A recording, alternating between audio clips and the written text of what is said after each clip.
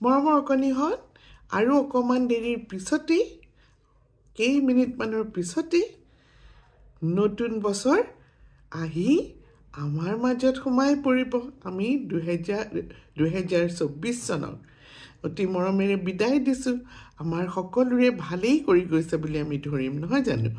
চোৱা, আচলতে বছৰটোৰ কথা নহয়, প্ৰতিদিনে আমি এনেকুৱা কিছুমান ভাল ভাল কাম কৰি যাব লাগিব যাতে আমি আকৌ 2025 চনৰ শেষৰ দিনটোতো যাতে আমি ক'ব পাৰোঁ, 2025 আমাৰ 2024 নিচিনাকৈ ভালেৰে পাৰ হৈ গ'ল, হয়নে?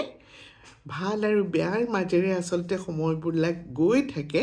তাৰে মাজত আমি জানি শুনি কিছুমান ভুল কেতিয়াও কৰিব নালাগিব, আনৰ অপকাৰ কৰিব নালাগিব।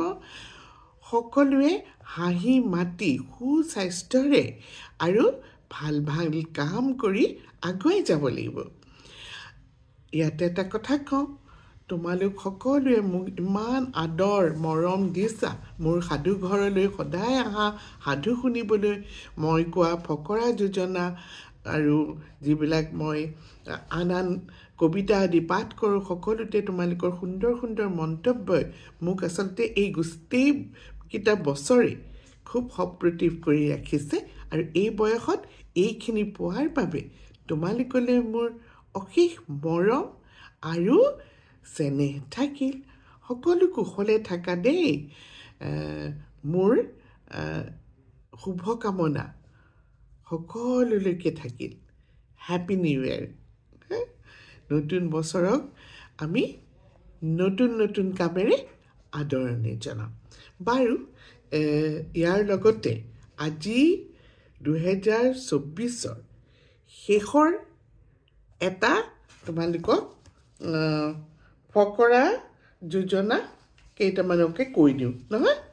আজি শেষৰ কাম এইটো মোৰ।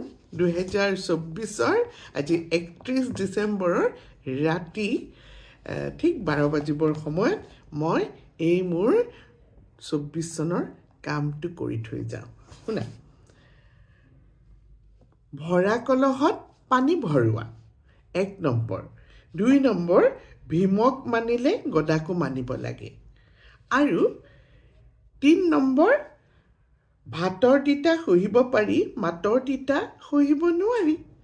3টা ফকৰা যোজনা দিলোঁ আজিৰ এই শেষ ৰাতি।